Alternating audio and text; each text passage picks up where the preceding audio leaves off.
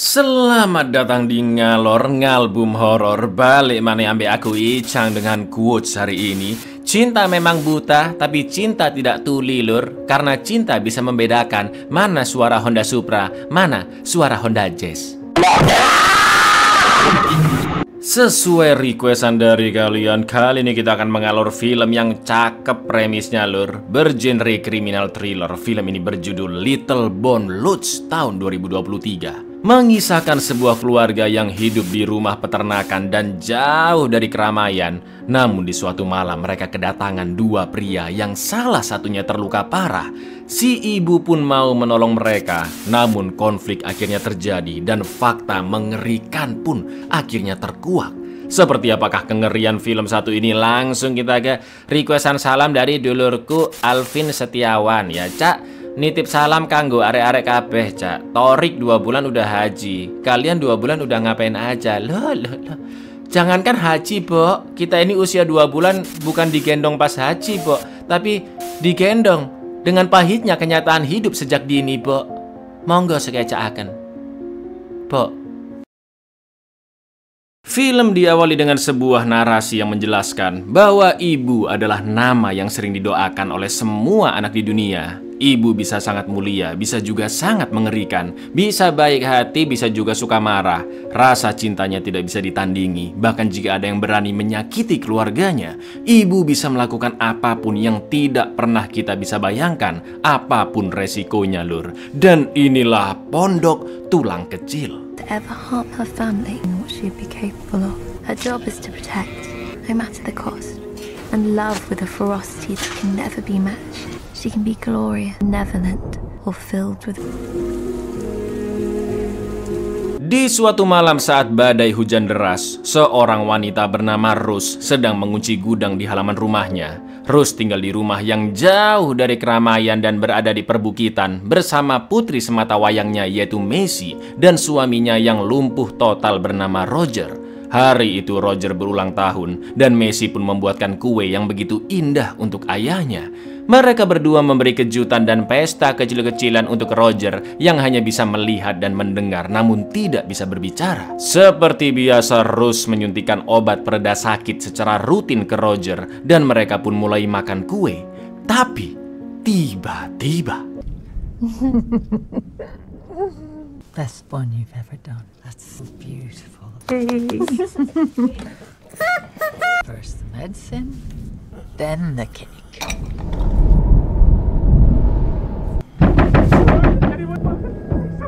Seorang remaja bernama Matty datang menggedor-gedor pintu dan meminta bantuan dengan paniknya karena kakaknya Jack terkapar tak sadarkan diri juga bersimbah darah. Matty beralasan jika mereka tersesat dan kecelakaan, namun Rose yang curiga mereka berdua adalah orang jahat menolak untuk membukakan pintu. Akan tetapi karena Matty terus meminta bantuan, Rose yang iba pun akhirnya akan menolong mereka. Begitu Jack dibawa masuk, terlihat ada luka di kepalanya, tulang rusuk yang mungkin patah, juga ada besi menancap di perutnya. Rose pun menyarankan pengobatan di rumah sakit terdekat yang jaraknya 160-an kilometer. Tapi Matty menolak karena jaraknya terlalu jauh dan meminta Rose untuk mengobati kakaknya sebisa mungkin. Mau nggak mau, Rose pun akan mencabut besi tersebut dan menjahit lukanya dengan bantuan Macy. You hold it tight. You okay, baby? Yeah. What's your name, darling? Lassie, why is Lassie? Hey, trust me. He's gonna be alright. Some rest now. Setelah luka kakaknya dijahit, Matty pun izin ke toilet. Dan di sana Matty yang masih sangat panik segera membersihkan bekas darah di wajahnya, juga di pisau kecilnya. Le kok bawa-bawa pisau ya kan? Matty pun menenangkan diri. Lalu dia berganti baju milik Roger yang sudah disiapkan oleh Macy. Sambil menunggu Jack siuman, Matty pun diminta ikut makan seblak bersama dan minum kopi areng. Matty berterima kasih karena Rose sudah menolongnya, lalu menceritakan jika mereka berasal dari London dan berencana pergi naik perahu untuk memancing di suatu tempat. Tapi terbata-bata gitu ngomongnya lur dia ini lur. Tak lama kemudian Jack akhirnya siuman dan berterima kasih karena lukanya sudah dijahit dengan rapi. Jack memberitahu jika ada orang yang menunggu mereka dan orang-orang itu akan segera datang menjemput. Akan tetapi Rose mengatakan jika sekarang tidak ada sinyal karena badai sedang terjadi. Keluarga Rose juga tidak memiliki TV, telepon ataupun komputer karena mereka hidup dari berternak dan tidak membutuhkan semua itu.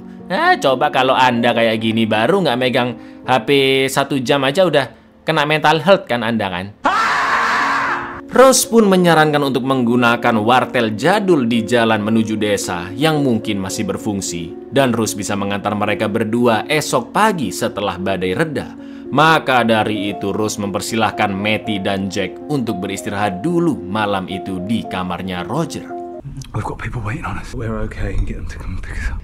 Does this need work? It's not my first time with a needle and thread. No phone, no TV. Working farm. We don't have any use. Don't get any reception here. Not until that storm passes. An old hardline phone box. I could take you there in the morning. Saat berada di kamar, Jack pun panik ketika mengecek tas mereka karena tas yang diinginkannya tidak ada di sana.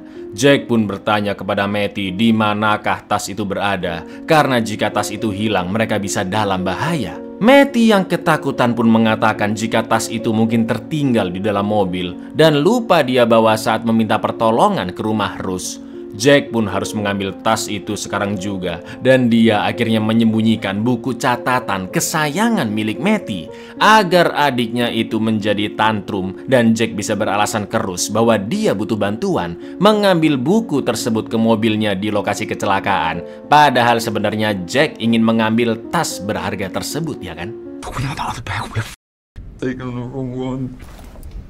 You ain't gonna like what you've made me do now. He be okay? Well, this ain't gonna stop till he gets his stuff back. All of Matthew's stuff is still in the car. Dari sini kita bisa simpulkan Lur jika Matty mengidap gangguan mental yang mudah membuatnya tantrum dan tidak bisa mengontrol diri hanya karena hal sepele seperti kehilangan buku catatan kesayangannya. Setelah harus menenangkan Matty dengan cara mengatur nafas, dia akan membantu untuk mengantar Jack mengambil buku catatan itu dan barang-barang Matty. Rose pun membawa Matty untuk mencuci mukanya agar tenang dan beristirahat di kamar. Sedangkan Jack mengembalikan foto yang terjatuh. Dan Macy menjelaskan jika di foto itu adalah kakaknya bernama Ollie yang meninggal akibat kecelakaan. Dan kecelakaan itu jugalah yang menyebabkan ayahnya Roger lumpuh total. Setelah mengantar adiknya tidur, Jack pun akan diantar Rose menuju TKP kecelakaan. Namun sebelum itu untuk berjaga-jaga Rose mengunci pintu kamarnya Matty karena bagaimanapun Matty adalah orang asing di sana. Lalu putrinya Macy pun diminta untuk mengawasinya dan memastikan pintu tetap terkunci. Close your eyes, yeah? Go to sleep. This is good people. Hold up, what are you doing? Out here alone with a man I don't know. This room stays locked. I love you. I love you too.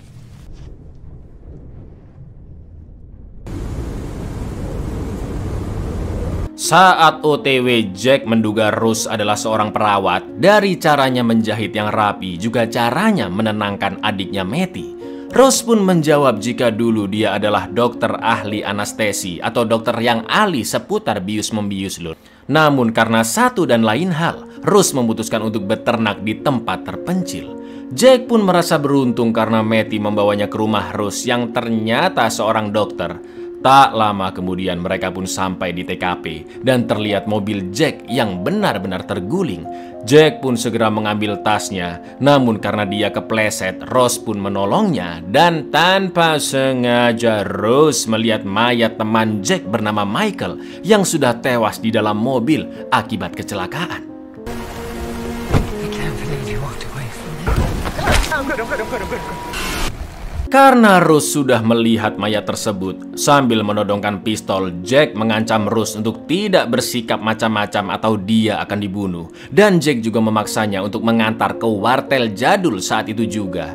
Sesampainya di wartel tersebut, Jack pun menelpon seorang pria yaitu McAllister, ayah dari Michael yang tadi mati Lur. Dan dia memberitai apa saja yang terjadi, mulai dari mobilnya kecelakaan, sekarang tinggal di rumah peternakan sampai badai berlalu, dan berbohong bahwa putranya McAllister yaitu Michael baik-baik saja bersama Matty. McAllister pun mengatakan jika Michael, Jack, dan Matty sedang diburu oleh polisi. McAllister juga menaikkan harganya 2 kali lipat jika ingin Matty dibantu olehnya, dan dia akan segera menjemput ke rumah peternakan tersebut. Usut punya usut, tas yang diambil Jack tadi ternyata berisi uang, lur. Di lain sisi, Rose berusaha mengambil obeng di dalam mobil untuk digunakan sebagai senjata. Namun Jack sudah keburu memergokinya. Jack, my place just doubled on me to help your brother. Tell me where you are. We'll come for you. Say a country up your ass and you call me off an open way. Is this for me? Right now. Let's go. Sementara itu di rumah, Macy yang selama ini hanya ngobrol dengan ibunya dan tidak pernah bertemu dengan pria seusianya, akhirnya mengajak Matty keluar kamar dan mereka pun ngobrol ngalor ngidul. Ketika ditanya di manakah tempat tinggalnya, Matty menjawab jika dia selalu berpindah-pindah tempat tinggal. Mereka pun akhirnya berkeliling rumah dan terlihat ruang kerja Rose yang dikunci. Lalu Macy membawa Matty main ke kamarnya dan mereka mendengarkan radio bersama-sama. Dilalah berita menyiarkan tentang Michael, Jack, dan Matty yang masih menjadi buronan polisi karena telah merampok. Juga tentang tewasnya seorang perawat RSJ yang diduga telah dibunuh oleh Matty, lur. Sontak Matty pun jelas panik ya kan. Dia langsung membanting radionya dan mengatakan ke Macy jika dirinya tidak bersalah dan segala insiden yang terjadi hanyalah sekedar kecelakaan saja. I need you to believe me. I didn't do any. It wasn't me. It was a mistake. It was an accident. No, I'm not. Now you think I'm bad. I don't. Promise. You never heard it, okay? Go back downstairs now. Mama's gonna be back. Setelah Matty dimasukkan ke kamarnya kembali, tak lama kemudian Jack dan Rose sampai di rumah. Keluarga Rose pun diminta berdiam diri di ruang tamu sampai besok pagi. Namun Rose meminta izin sebentar untuk memberikan obat rutin untuk suaminya. Dan Jack hanya memberikan waktu 1 menit saja, itu pun sambil ditemani oleh Matty. Saat menyiapkan suntikan obat pereda sakit, Rose yang tahu Matty adalah anak baik-baik mengatakan jika kakaknya Jack berbicara dan bersikap terlalu kasar kepadanya. Dihasut ya kan lur, biar Matty semakin membenci kakaknya. Lalu tiba-tiba datanglah mobil polisi. Jack pun menyuruh Rose untuk menemui polisi tersebut dan membuat dia segera pergi dari sana.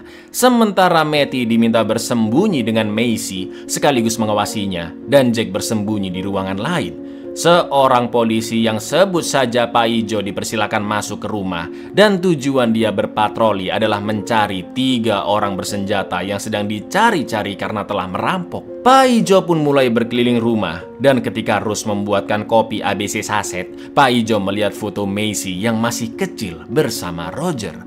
Gak pakai lama, Pak Ijo pun menunjukkan foto tersebut ke Rose, lalu bertanya siapakah Rose sebenarnya. Karena Pak Ijo ingat gadis di foto itu telah dinyatakan hilang bersama keluarganya sejak lama. Mulai terkuak nih ya kan lur. Di saat yang sama, Roger berusaha meminta tolong dengan sekuat tenaga. Sementara Jack akhirnya menyerang polisi Pak Ijo karena khawatir situasi semakin kacau. Dan yang terjadi lur. And who's this? Mom?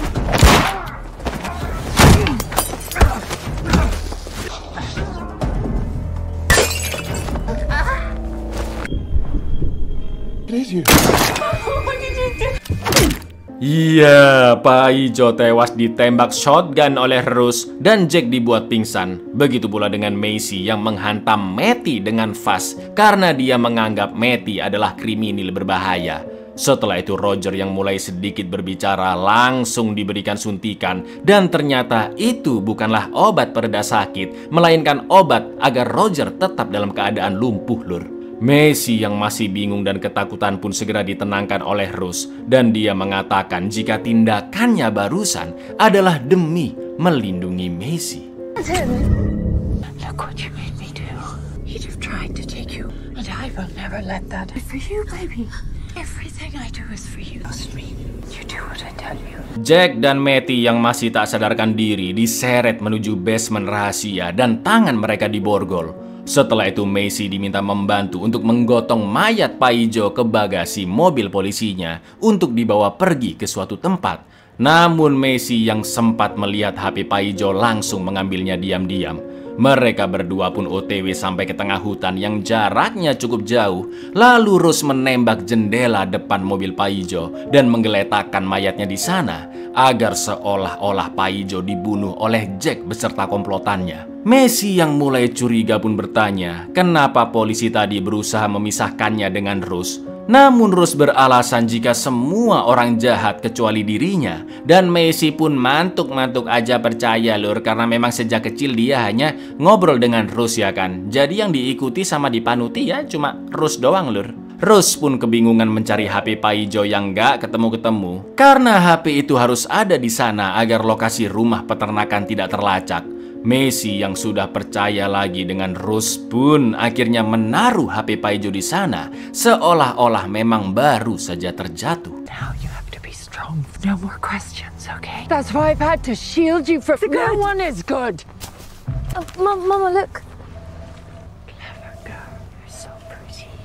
Saat dalam perjalanan pulang, Macy mengatakan jika dia teringat beberapa hal saat masih kecil dahulu. Seperti rumah dengan bata merah, lampu tidurnya yang bersinar terang, dan ibunya yang sering menyanyikan lagu cublek-cublek suwung sebelum tidur. Namun sudah lama Rose tidak pernah bernyanyi lagi untuknya, kata Macy lur. Rose pun beralasan jika dia tidak bernyanyi lagi karena Macy sudah semakin besar. Dan yang terpenting sekarang mereka harus siap melawan orang-orang komplotannya Jack yang akan datang ke rumah peternakan. Sementara itu di dalam basement, Jack yang sudah siuman mencari cara agar bisa melepas borgolnya. Dia mengambil seonggok besi di atas laci, lalu besi itu dipanjangkan dan digunakan untuk mengambil kunci Inggris. Berkali-kali Jack berusaha mengongkek-ongkek kuncian borgol, namun masih belum berhasil juga. Sampai akhirnya Matty pun siuman dan langsung tantrum karena mengetahui dirinya diborgol. Setelah Jack menenangkannya, Matty pun memberikan pisau yang dia simpan untuk menjebol kuncian borgol yang menempel di dinding, dan cara itu berhasil lur. Lalu Jack pun memotong borgol di tangan mereka dengan gergaji yang ada di basement. As dumb as you think.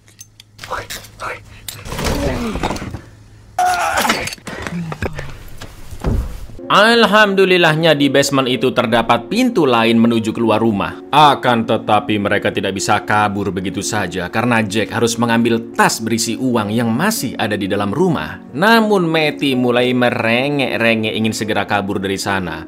Kakak beradik ini pun sempat bertengkar dan Jack menyalahkan Matty yang membuat banyak kekacauan karena tidak bisa mengontrol diri. Usut punya usut lur, Jack memang memasukkan Matty ke RSJ karena adiknya itu mengidap gangguan mental. Sampai akhirnya insiden terjadi ketika Matty dipaksa ikut merampok. Matty yang tantrum tanpa sengaja membunuh mbak-mbak perawat RSJ. Lalu ketika perampokan selesai, karena Michael terus mengolok-olok dan menertawakan kebodohan Matty dengan pisau lipat miliknya, Matty yang emosi pun akhirnya menusuk-nusuk Michael hingga tewas saat dalam posisi menyetir. Mobil mereka pun terguling dan kisah berlanjut seperti yang kalian lihat barusan lur. Saking keselnya Jack dengan adiknya, dia akhirnya memberitahu jika ibu mereka tidak meninggal saat Matty lahir, melainkan pergi begitu saja karena tidak tahan dengan ketantruman Matty. What about Michael? He was laughing at me. He's laughing. Yeah, well, now that woman's dead and you put that on me. I never meant that. You're just a nasty fucker, Matty. Always been from the start. She died. She left because she couldn't deal with you. You're lying. She died. You told me she died. Setelah Matty ditenangkan, Jack pun akan masuk ke rumah melalui jendela lantai 2. Sedangkan Matty diminta bersembunyi ke kandang wedus sambil mengawasi sekitar. Ternyata Jack masuk di ruang kerjanya Rose yang penuh dengan pisau-pisau dan tulang-tulang kecil. Ketika menelusuri ruangan itu, Jack pun menemukan wanita yang rebahan di atas kasur. Lalu ketika selimutnya dibuka lur. Turn around. Get up now. I'm not about.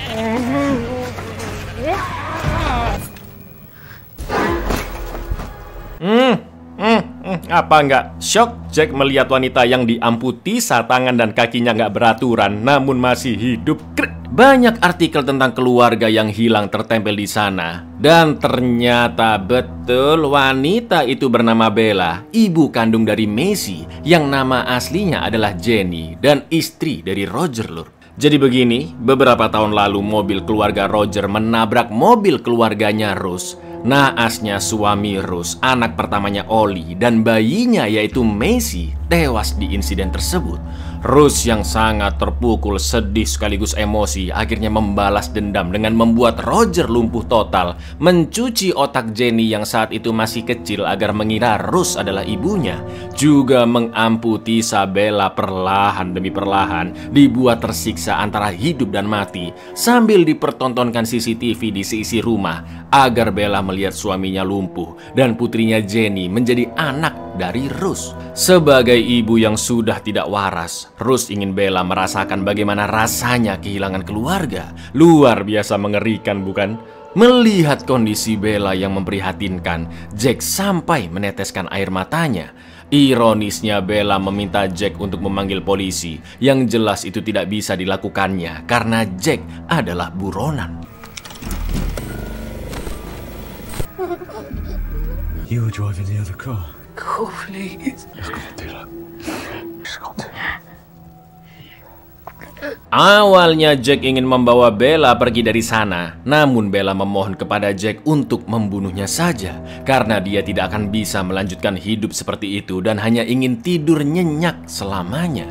Mau nggak mau Jack pun harus melakukannya dengan cara membekap menggunakan bantal agar Bella tidak tersiksa lagi dan bisa pergi dengan tenang.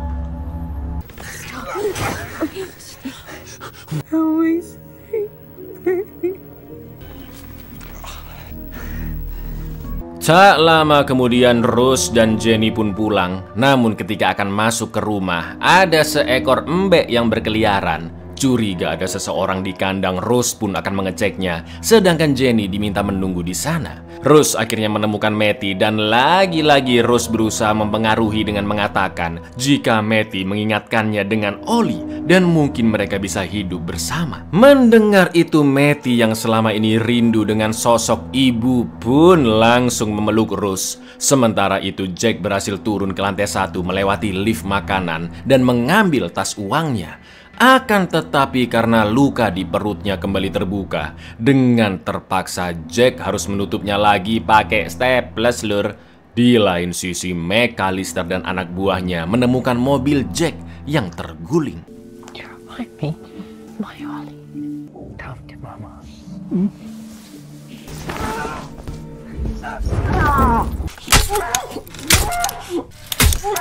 Slow down.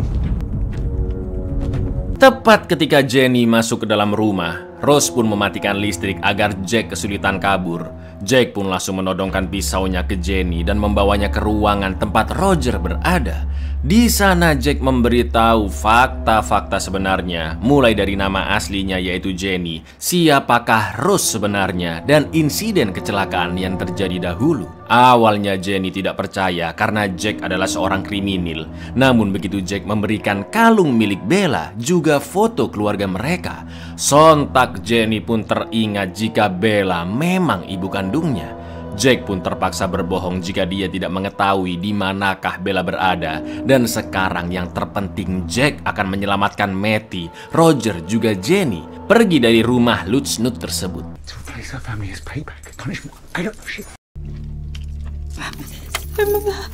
I just get your old boy to the truck. Hey, Matty, we'll come back from the road. Call the police. I don't give a fuck.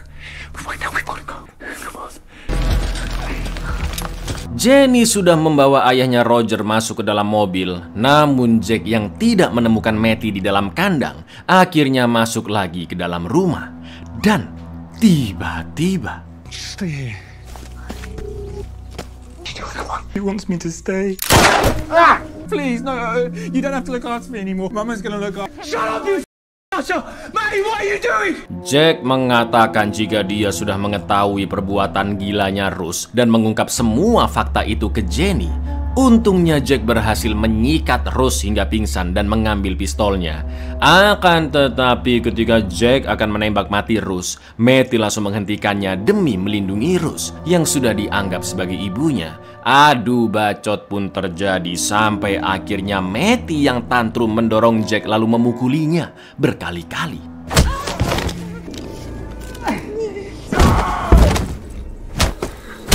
Get up.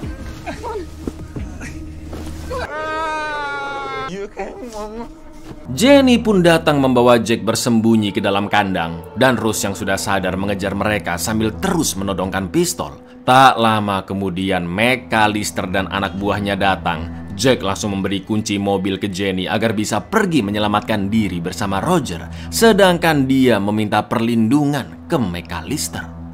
No, you're not.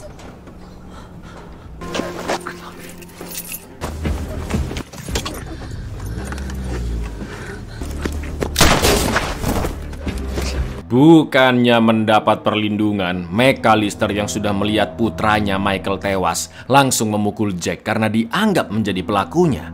Setelah itu McAllister mengancam akan menembak Rose jika tidak menyerahkan Matty saat itu juga. Namun kekacauan pun terjadi. Jack menusuk kaki McAllister dan di kesempatan itu Rose langsung menembak endasnya. Anak buah McAllister ditabrak hingga tewas oleh Jenny yang OTW kabur dari sana. Dan tak lama kemudian Jack pun pingsan karena luka yang parah di tubuhnya.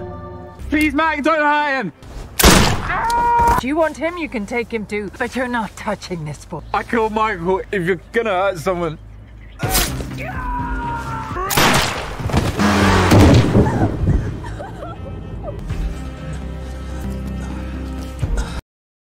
Beberapa hari setelahnya, Jenny yang sudah melaporkan segalanya ke kantor polisi mendapatkan perlindungan khusus, sedangkan Roger sudah mendapatkan perawatan rumah sakit, dan polisi pun berjanji akan segera menangkap Rose. Apakah bisa semudah itu menangkap Rose? Oh, di lain tempat Rose sudah hidup bersama Matty, seolah-olah mereka adalah ibu dan anak. Lalu di manakah Jack berada, Cak? Ya, kini Jack bernasib sama seperti Bella, Lur. Dia berada di basement dalam kondisi sakaratul maut yang tak berkesudahan. Satu kakinya juga sudah ditebas, dan ternyata Rose tinggal di sebuah area mercusuar terbengkalai yang berlokasi di Anta Berantah. Kerja apa coba si Rose di tempat kayak begini? Blok. Doctors say your father's coming around. We'll catch her. Don't worry.